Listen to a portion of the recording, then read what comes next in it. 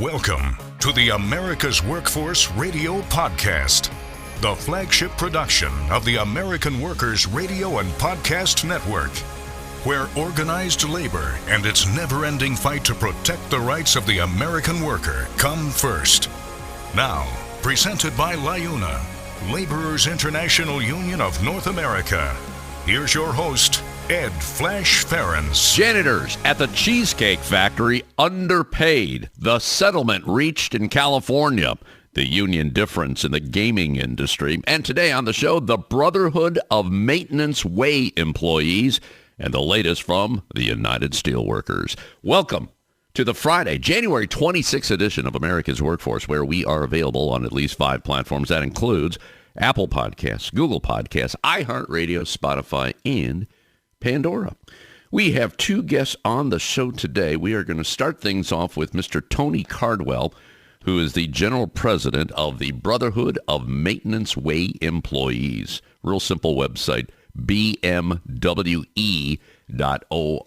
This is a union that was founded back in 1887 in Alabama. And in 2004, they merged with the International Brotherhood of Teamsters and consolidated their strength with the Teamsters, which has well over 1 million members. And Tony is one of our new sponsors here as America's Workforce. We appreciate everything that the Brotherhood of Maintenance Way employees has done over the years, and we're going to do more with them in 2024. One of the first things we're going to talk about is the fight against the railroad carriers' reduction in workforce. And this is amazing. If you go back 8 years, since 2016, the carriers have cut nearly 29% of the workforce.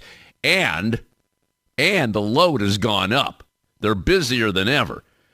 On top of that, the carriers are pushing for longer trains, which cause damage to the structures. That's why we have train derailments today. So obviously, safety is a concern. The other part of the conversation is going to zero in on high-speed rail, which is coming to the USA with the first lines opening in 2028. You know, sadly, this country is way behind when it comes to high-speed rail. You take a look at what's happening in other countries, China, Japan. Rail, well, maybe not high speed, but my gosh, that's the only way you could travel in Europe. So finally, U.S. is playing catch up here. We'll also touch on paid sick leave. This is all posted on the Brotherhood of Maintenance Way website. They reached an agreement for members on Canadian National. And the membership, this was a consolidated group of train operators, former Bessemer and Lake Erie, Grand Trunk Western, Illinois Central and Chicago, Central and Pacific, and the Wisconsin Central Railroads. Now, they are all doing business under Canadian National and all have contractual language guaranteeing 4 paid sick leave days a year. And there's also a bump in wages as well. So finally, they're getting what they rightly deserve. Donnie Blatt will be joining us later in the show. Donnie serves as director of the Steelworkers, District 1, another proud sponsor of America's Workforce. Boy, talk about a storied history. He's been a dues-paying union activist for 43 years. Donnie took office in 2019 and was reelected in 2021. And a couple of years ago, this was in March of 2022, District 1 encompassed Michigan along with Ohio. I mean, it was Ohio for a long time, and then they decided to consolidate.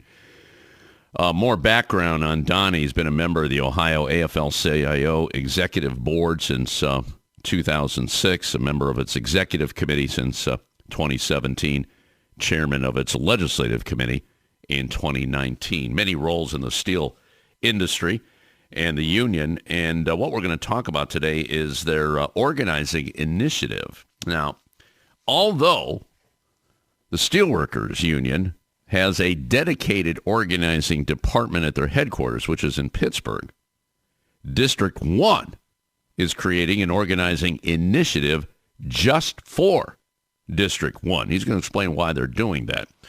And the good news is the opinions of unions are very favorable right now. Donnie says being active and educated on what the union does and how we organize only enhances those favorable feelings when unorganized workers have easy access to union organizers. We're also going to touch on the Labor Relations Board. Sadly, the board does not have strong laws when it comes to organizing the unorganized, and we're going to touch on that as well. Speaking of steel, this is posted on the USW.org website. Good news here. The steelworkers congratulated the Independent Union of Workers of Goodyear, Mexico. And this is in the city of San Luis Potosi on their successful negotiation of a collective bargaining agreement that brings their members under the coverage of Mexico's industry-wide contract. That contract now will boost wages, benefits, and job security for the workers who have been illegally excluded from the industry-wide contract since that plant opened back in 2018. Emil Ramirez is a vice president with the union. And Emil says, fair contracts and a strong democratically elected labor movement in Mexico benefit workers all across North America. This deal will help close the gap between USW members and their Mexican counterparts, slowing the race to the bottom on wages and working conditions, and that's something that hurts us all. Listen to this. After the company installed, this was like a company union, they call it the CTM union. After the company installed a camera, security cameras, they were caught stealing a ballot box in a previous vote. Goodyear was forced to negotiate with the union as a result of a complaint filed under the rapid response labor mechanism of the U.S.-Mexico-Canada agreement. That led to an election in August that formed the Independent Union. So the company camera caught them doing a bad thing. And now the workers got a good deal. That's what unions do. All right, so Donnie Blatt will be our second guest right here on America's Workforce. Now, brief look into the world of labor. The segment brought to you by Boyd Watterson Asset Management. You can find more at boydwatterson.com. The Cheesecake Factory restaurants and 2 janitorial contractors have agreed to a $1 million settlement. This follows a California Labor Commissioner's Office investigation for underpaying close to 600 janitors. The investigation began in December of 2016 after several complaints of possible wage and hour violations of janitors who cleaned Cheesecake Factory restaurants. This was in San Diego County. The settlement, which was announced this week, addresses wage and hour violations, and as a result, Cheesecake Factory and contractors must adhere to strengthened California laws, closing subcontracting loopholes. That's a problem. And I'm sure it's a problem at a number of restaurants. But again, you're talking about a union-friendly state, that state being California, where you're going to see some justice for janitors there. A group of nurses has accused Communicare, that's one of the country's largest providers of post-acute health care, of violating the National Labor Relations Act. Jetalyn Ramos, a nurse from the Philippines who worked for Communicare for 4 months, paid the company over $15,000 in fees when she quit her job. After she paid the fee, Communicare sued her for $100,000 for quitting her job before the 3 years required by her employment agreement. They also sued another Filipino former nurse, also for $100,000, who quit her job after 5 months. The company has claimed that it spent over $15 million to bring the nurses to the country and has invested in the nurses through education and training. Now, according to the nurses, the buyout fees are training repayment fees that, according to the General Counsel of the Labor Board, can sometimes violate the National Labor Relations Act. Boy, there's one to follow. Microsoft has announced they'll be laying off 1,900 gaming workers. And this has caught the attention of the Communication Workers of America, and they were quick to respond. They said even when you work at a successful company in a highly profitable industry, you know what? You're not protected without a voice on the job. The union points out while CWA represented members at ZeniMax, Raven, and Blizzard Albany, well, they won't be impacted by these cuts. And we are heartbroken that the lives of so many dedicated and talented video game workers will be disrupted. Every video game worker deserves not only their fair share, but also the peace of mind that comes from having a say over the impact of job cuts. Through organizing, workers have established basic workplace practices that are now common, like the 8-hour day, 5-day work week. By coming together and exercising their right to organize, workers in the video game industry can make layoff protections standard practice for all workers. This is the power of organizing. So we at the CWA will continue to support workers at Microsoft and across the video game industry who want to have a union voice on the job. Layoffs in the video game industry are becoming the norm, even as companies that continue to deliver huge profits. It hurts to see our coworkers who are so passionate about this work, who actually make these video game companies so successful, will be impacted by any cuts or layoffs at work. Companies will claim that we're all a family, but a family doesn't lay off or outsource people. It's clear that one way or the other, the only way forward is for all of us to come together as workers to protect each other, and union representation can't always protect against layoffs, but through union representation and the bargaining process, video game workers can establish greater transparency and policies that put our needs first, and that includes layoff protections. Well said, CWA, another one of our sponsors here on America's Workforce. You can read more about this at cwa-union.org. All right, we are going to take a quick break. When we come back, Tony Cardwell, General President of the Brotherhood of Maintenance Way Employees. This is America's Workforce. More shows available at awfradio.com. It takes LiUNA to build North America's infrastructure. From roads and bridges to schools and skyscrapers, the men and women of LiUNA, the Laborers International Union of North America, build the projects we depend on. From constructing the Freedom Tower on the site of the former World Trade Center to untangling Washington, D.C.'s congested interstate, LiUNA members do the work that matters. Find out what it takes to be built by LiUNA at LiUNA.org. That's LiUNA.org. The Alliance for American Manufacturing is a nonprofit, nonpartisan partnership formed back in 2007 by some of America's leading manufacturers and the United Steelworkers. Their mission is simple: strengthen American manufacturing and create new private sector jobs through smart public policies. Key word there is smart. We need to be smarter than ever in today's highly competitive world. The Alliance for American Manufacturing believes that an innovative and growing manufacturing base is vital to America's economic and national security, as well as providing good jobs for future generations. Good jobs today, good jobs tomorrow. Good American jobs. Find out more at americanmanufacturing.org.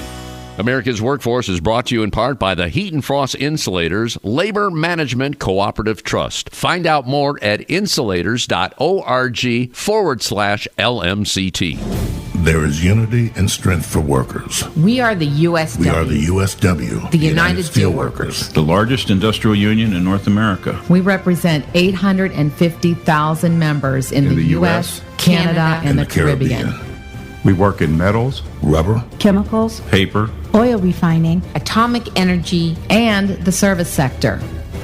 We are steelworkers, standing strong and fighting for what's right. America's Workforce is brought to you in part by the United Auto Workers. Find more at uaw.org. This segment of America's Workforce is brought to you by Survey and Ballot Systems. SBS has been providing unions with secure and flexible election options for over 30 years. Visit surveyandballotsystems.com to learn more. America's Workforce is brought to you in part by the Communication Workers of America. You can find more at cwa-union.org. Now, back to Ed Flash Ferenc with America's Workforce. And remember, you can check us out on Facebook or follow us on X, formerly known as Twitter. That would be AWF Union Podcast. By the way, this next segment brought to you in part by the United Labor Agency, ulagency.org. Let's go to line number one and welcome a new sponsor to America's Workforce. We've had him on the show a couple of times. His name is Tony Cardwell. And for almost 2 years now, he's been the general president of the Brotherhood of Maintenance Way Employees, BMWE.org is their website. And as I indicated, almost 20 years ago, 2004, they merged with the International Brotherhood of Teamsters. So they got a pretty big union giving them some support. And I'll tell you, we need some support because there's a lot of issues in rail right now. And Tony's going to zero in on one of them right now, and that has to do with the reduction in workforce. Tony, welcome back to America's Workforce. Thanks for joining us. Thanks for the sponsorship. And how's your year going so far? I know we're not too much into it, but how are we looking right now, shaping up for 2024, brother? Well, thanks for having me on. I love your show. I love what you guys do. And, things are going well personally, I'll say that. But for the rail industry, there's, what we consider to be some serious problems and issues. The rail industry is continuing to attempt to, decimate our workforce. And I think just a quick overview or history of the rail industry. A lot of the lines were built in the 1820s, and there's the great expansion in the 1860s. So, this railroad goes back railroads go back as far as 200 years in this country, and ultimately have always been subsidized and propped up by the government. And a lot of the land they own was provided by the government, and then over and over again, governments kept them operational. And they act as if they're this vulture capitalistic company all the time, and continue to not allow the government to regulate them, and try to push back on any type of regulation which would control headcount and protect the tracks and the structures to keep the communities that they operate in safe. And they've now have just reduced the workforce to a level that seems to be they're verging on the next crisis, the next East Palestine, and that's a concern. We did some research, and the workforce since 2016 has been cut on some of these railroads nearly 30%. From 2016 to today's date, they've been cut by nearly 30%. And the carrier makes these kind of fallacious arguments they throw out that say, well, there's been technology and these other things. It's just simply not true. The technology in the rail industry hasn't changed significantly at all concerning, the people we represent, which is the building and maintenance of the track, and the machines are the same. They haven't advanced any there's been no great expansion of technology in the industry. And so, they use that argument. They use other arguments that just make no sense. The problem is there's just an immense amount of workload being placed on fewer employees. And our members are being worked literally just like dogs. They're working 70, 80-hour weeks, and it's not uncommon to work that in and out every week, throughout the entire year. And the railroads really tighten their discipline policies and their attendance policies, so they're forced to be there. And, it's very tough to get any time off. And that goes for all the crafts, not just my own. So they've reduced the workforce and then put the workload on fewer employees. And it's getting, there's going to be a breaking point in the near future. I thought that the contract might have been the breaking point, but the railroads didn't learn their lessons because they're still some of the railroads are announcing on their earnings calls. One of them was yesterday that they still want to reduce the workforce even more. So we got a real, conflict going on, and they really try to keep the government from regulating any of this, and it's pretty frustrating because, I consider the railroads kind of somewhat of a national treasure. They're the ones that, the railroads what built or supported the Industrial Revolution, and I think that they're so important and vital to this country to this day. A lot of people don't fully understand all the stuff that they do to keep this country operational, and it's frustrating that we just kind of let them run amok and just suck all the assets and the benefits of the railroads are being destroyed by these ultra capitalists, and so it's frustrating, and it's dangerous. Yeah, and they're operating on a level that's going to eventually turn into another catastrophe. And I try to say this everywhere I go. I tell the railroads this when I meet with them. We're very, very concerned about railroad safety, and it's turning into quite a mess. So it's unfortunate, but there will be a breaking point, and I hope that it doesn't happen. I pray and hope that it doesn't happen in an American city somewhere where we have this catastrophe, but I'm also very concerned that it will. Just their actions are driving it into the ground, and it's going to end up going there sometime or another. And they didn't learn nothing from East Palestine. It seems like it's just going to happen on another railroad in another town, and again. So, unfortunate. Yeah. It's profits over people. That's what we're talking about here. Profits over people. You mentioned the reduction in workforce of around 30%. Do you have a count on that? How many people are we talking about there, Tony? Yeah, I have the count definitely on our particular workforce, but we're talking just in the maintenance away craft. We had well over 30,000 employees in 2016. We'll just take specifics on the railroads. You have to break it down railroad by railroad. So I used Union Pacific, which is the largest railroad. We had 8,900 employees in 2016, and we're operating somewhere in the vicinity of around 5,500 to 5,800 right now, depending on any given day and layoffs and whatnot. So you can just kind of draw the conclusion on that, expand those numbers throughout the entire country. And when you start doing the numbers, it depends on the craft. Some crafts are cutting much, much heavier than other crafts. The car department, for example, I know their workforce has been cut by nearly half since 2016. So they've suffered way more than 30, where, certain other crafts have been reduced a little less.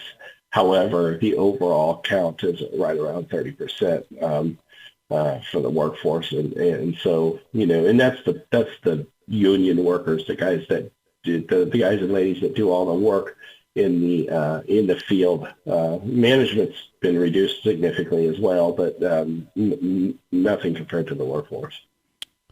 And as you pointed out, too, the reductions are continuing here. What blows my mind, you're talking 70, 80 hours a week? Boy, that's a lot of wear and tear on the workers in the rail sector. You would think if they're working that long, they got to be paid overtime. Why wouldn't they hire more people? I don't understand that part. Can you answer that for me, Tony? The simplest of questions can be answered on the railroad, and that question's been asked by we have a couple hundred union reps throughout our industry in the maintenance away craft, and I'm sure every one of them scratch their head because they ask that same question every time they sit down with a railroad and ask that same question. All the overtime you're paying, why in the world wouldn't they be cheaper? It seems like to pay more employees, and the railroad has they have the bean counters, and they've put everything together, and I guess they figured that somehow or another it saves money. It is crazy because we have guys that are making let's say $35-$36 an hour, all the way to $40-$42 an hour on some occasions, that are making $200,000 a year because they're working so much overtime. It's totally insane. What about paid sick leave? I saw on your website. Website, by the way, is BMWE.org. And by the way, we're speaking with Tony Cardwell, who's general president of the Brotherhood of Maintenance Way Employees. I see you reached an agreement with Canadian National, and there's another rail carrier that was consolidated some years back, and they have language guaranteeing 4 paid sick leaves. I know some carriers are up to 6, but we seem to be slowly moving in the right direction on this. I'd like to get your opinion on that. We are, and it has been a struggle, but we've gotten, I would say with some railroads didn't want to. It became a national story. They don't want to be in the news. They don't want to be looked at the way they were looked at. They don't want so much attention brought to them. So they understood that, and they immediately worked with us on some agreements, and some have been pretty nasty. Right now, the Canadian Pacific Railroad has been vicious. And we find this ironic because Canadian Pacific Railroad has just done a huge expansion in buying Kansas City Southern, and they've merged those two companies now, and so they have operations all the way from the West Coast in Canada, over to the East Coast and down through the United States into Mexico, and they go all the way into southern Mexico. And so they are a gigantic national railroad now, and our international railroad, excuse me. And they have sick leave days north of the border. They have 10 days. It's mandated by the government. Every Class 1 railroad in the United States has it now, except for the Canadian Pacific, and they're fighting tooth and nail to not provide it for the American workforce. And I think all the crafts share my frustration with Canadian Pacific that they simply they want to negotiate agreements, but they want to take quality of life issues from our members so that they can give them sick leave. So they want to say, okay, well, what other quality life issues of value can we take from you so that we can give you this sick leave? So they want quid pro quo bargaining is what is known in the industry, and they want to trade horse trade one quality of life issues for another quality of life issue, and we're not going to do that, neither are any of the other crafts, and so it's probably going to turn into quite a dust up with Canadian Pacific. That's pretty frustrating because a lot of a huge part of their workforce in Canada already has sick leave, and the rest of the Class 1s have sick leave. They just got approved by the STB for this merger, I think about a year ago. And, so they have a gigantic railroad that they spent, in the tune of just billions and billions of dollars. I think $30 billion they bought Kansas City Southern Railroad, but yet they can't provide sick leave, 4 days of sick leave to the members in the United States. It's pretty aggravating, and I know there's going to be quite a dust up on this. It's going to get, I think, pretty nasty, and ultimately we're just going to have to fight until we get it for our members, and it's going to require a lot of picketing and public displays to get it done, and we're gonna get it though. The smaller railroads are working one by one. We're almost there. We got a lot of them already. That's where the union comes in. We're speaking with Tony Cardwell, General President of the Brotherhood of Maintenance Way Employees. Again, that website, BMWE.org.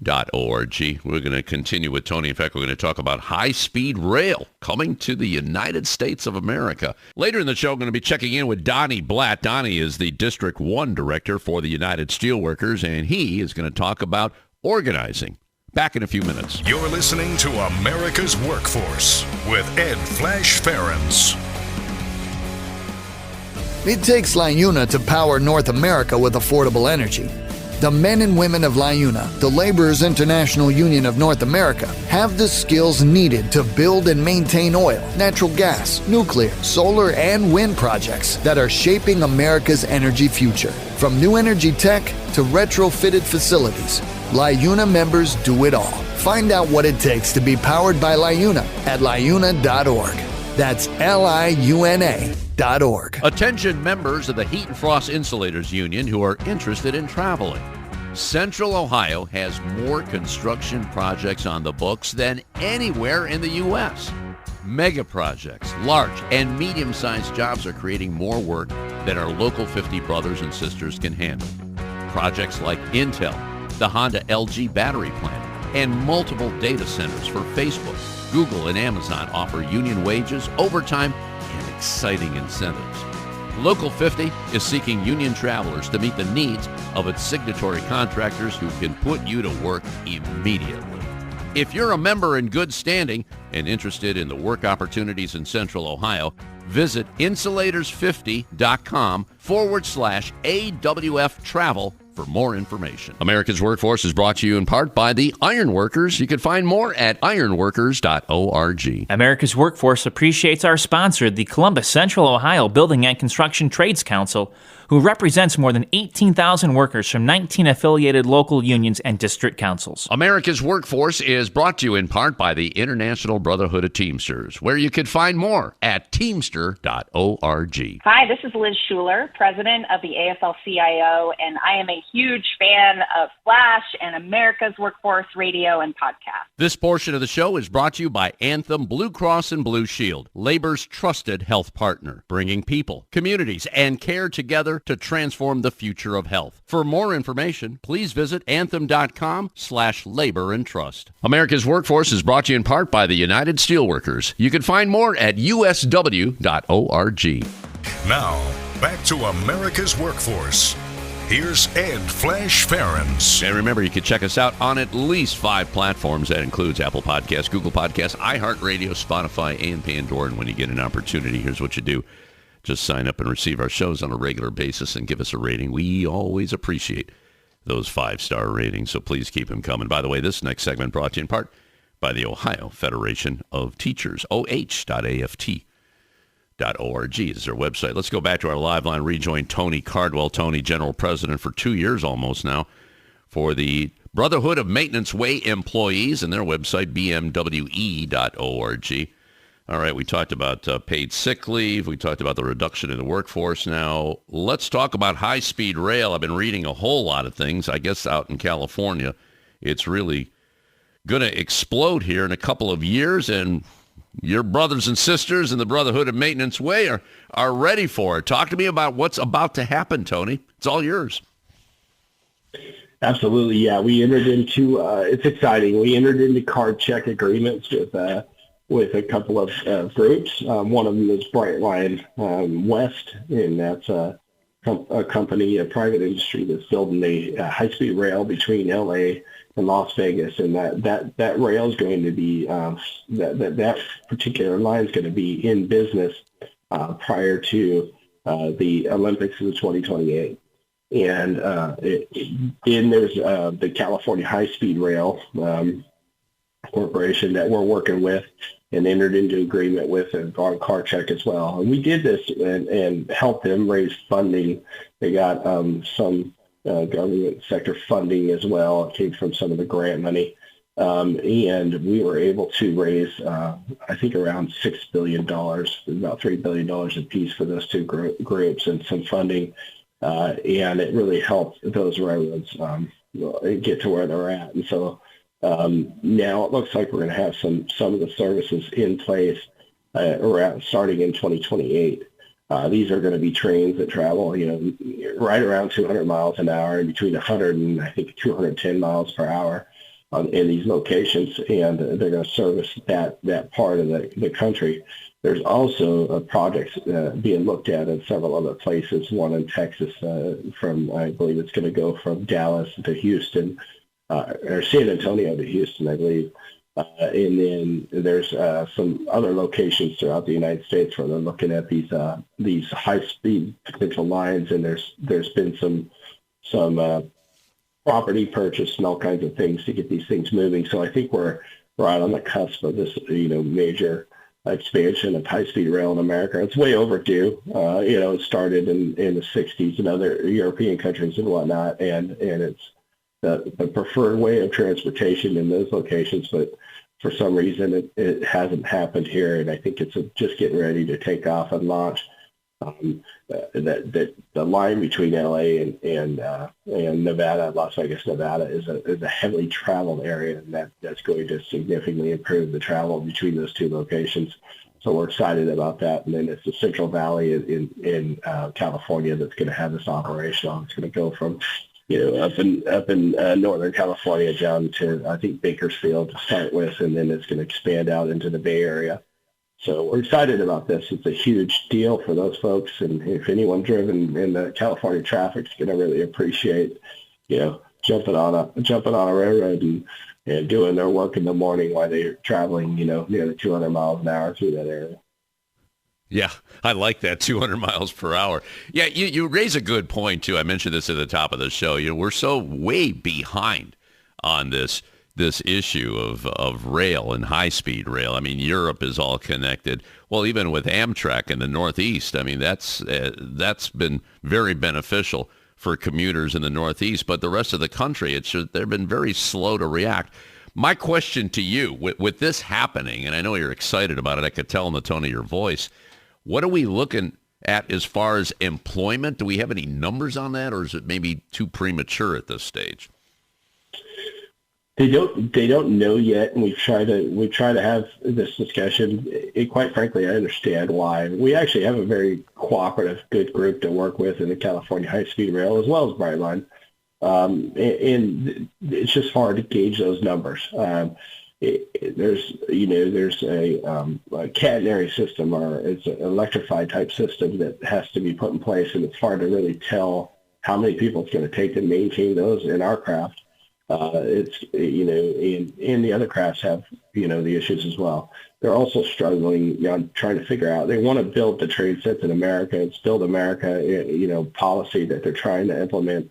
But, that capacity is not here yet. And so we're waiting to see if enough companies will start building these train sets in America, or if, they have to start being built in Europe or elsewhere and then brought to America.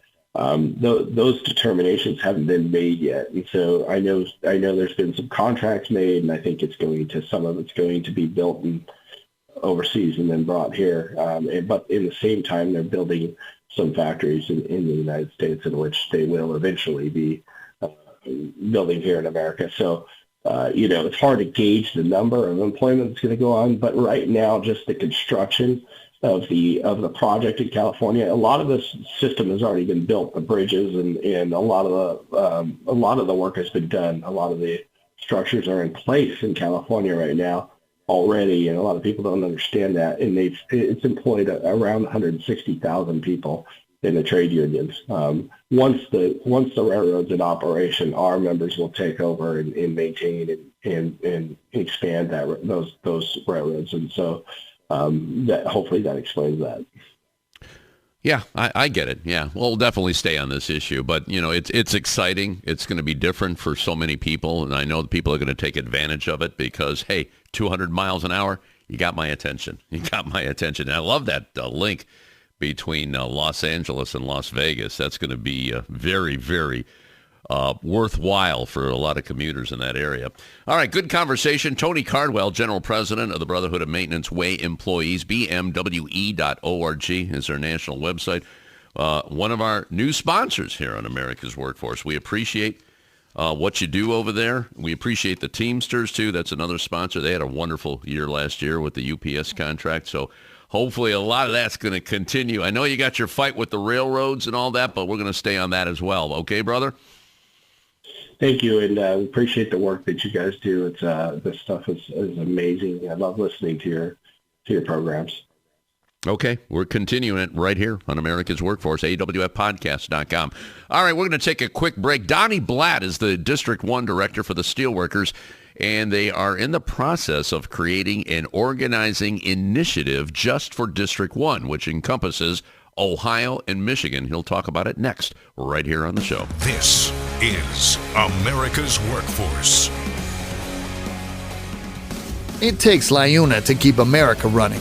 Over 70,000 public employees are part of LiUNA, the Laborers International Union of North America, delivering critical services such as healthcare and emergency response, as well as maintaining roads and sanitation systems. Even the National Postal Mail Handlers Union, representing over 47,000 U.S. postal workers, is affiliated with LiUNA.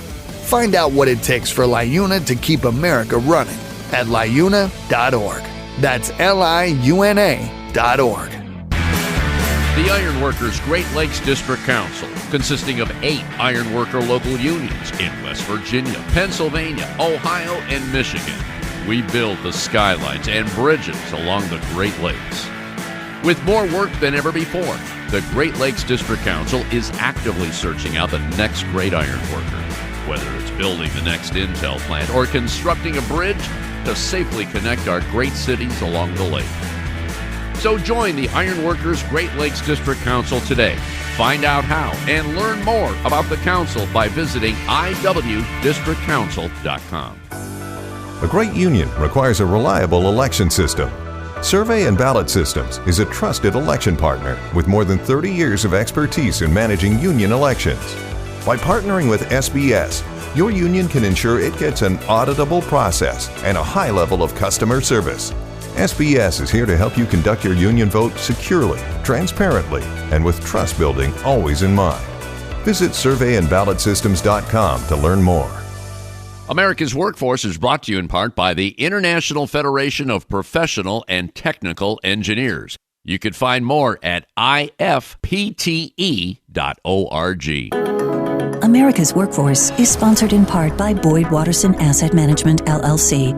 Find out more about our investment solutions tailored to meet the needs of Taft-Hartley funds at boydwatterson.com. America's Workforce is presented by the Laborers International Union of North America. Feel the power right now at LiUNA.org. Now, back to Ed Flash Ferenc with America's Workforce. And remember, you can check us out on Facebook or follow us on X, formerly known as Twitter. That would be AWF Union Podcast. Let's go to line number 2.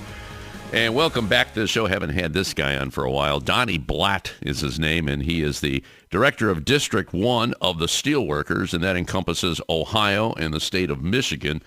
That merger happened a couple of years ago. It used to be just Ohio, but they made some changes there. By the way, the Steelworkers represent 850,000 workers in metals, in mining, pulp, paper, rubber, chemicals, glass, auto supply, and the energy-producing industries, along with a growing number of workers in healthcare, public sector, higher education, tech, and service occupations.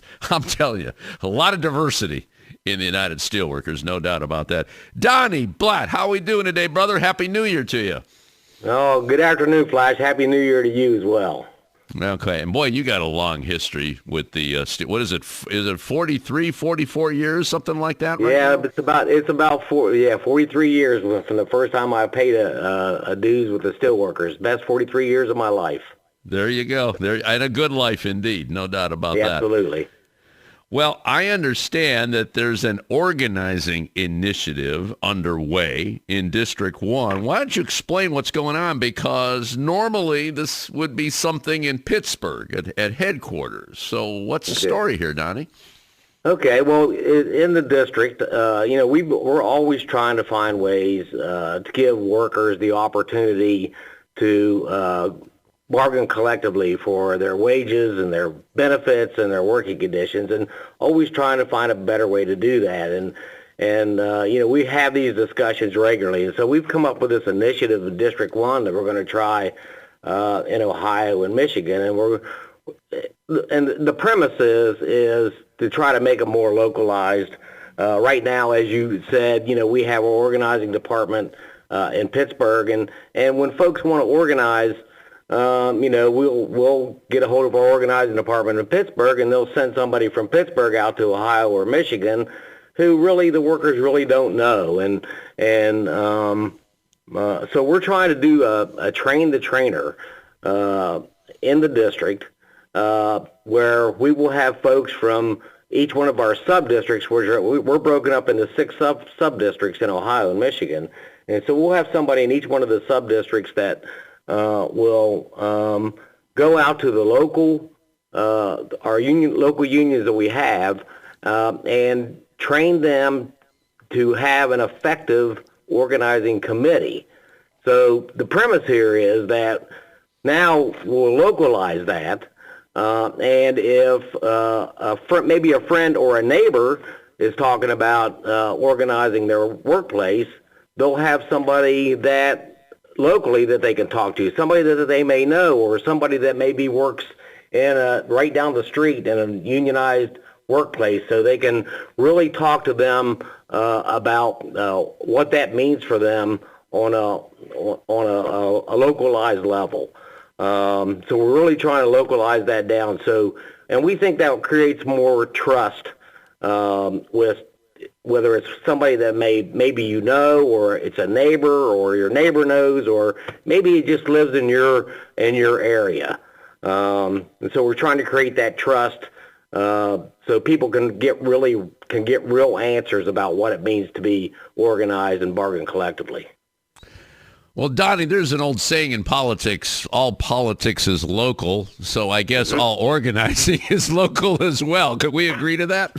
I think that's right. You know, I think that people are looking for local examples about what that means for them, and can really see what it means for somebody that has the opportunity to bargain for their wages and their benefits and their working conditions, and what it means to have real collective action in your workplaces.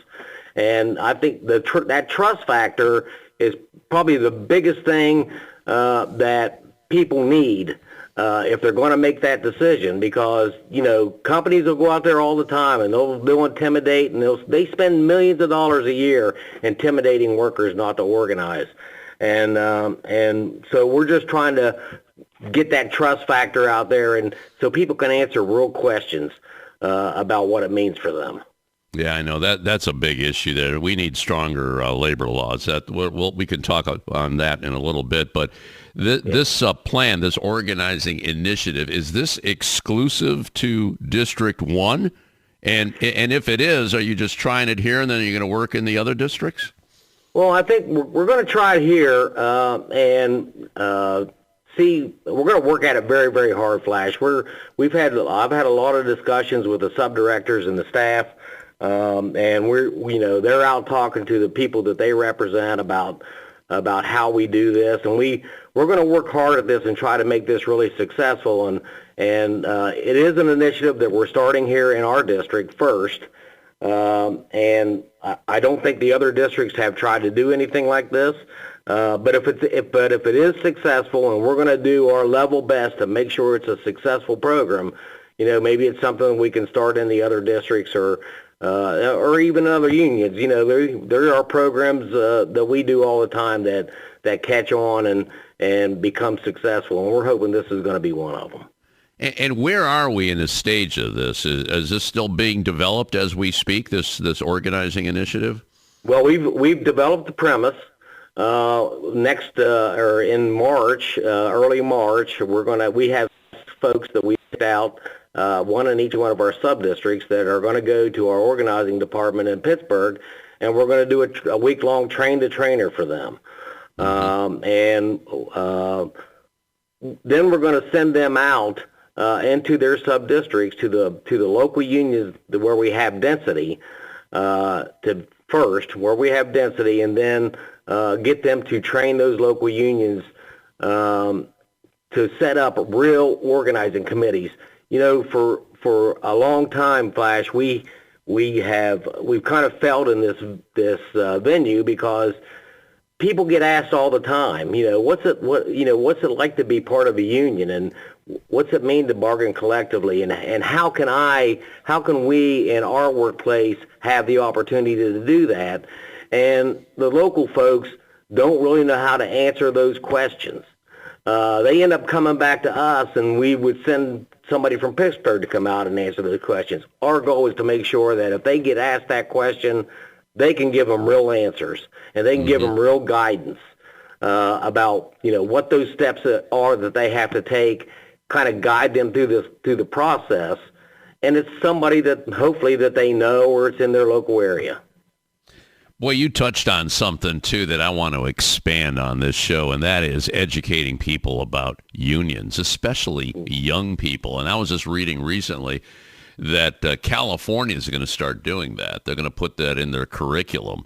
and get young people acclimated to unions. It's a union history, what do unions do. There's so many people today that just don't have any clue what a union is, Yeah, you're exactly right. And when I was look, I'm 64 years old now, and so but when I was a young man and I was going to school, we were given that opportunity to do that, and unions were more prevalent back then. And my father helped start the union at the facility that I started working at, Ormet Aluminum. So we were acclimated and got the information on how the union worked and what it meant to people. But that's fallen off significantly as the generations have continued on, and we really need to get back to that and let people know what their rights are.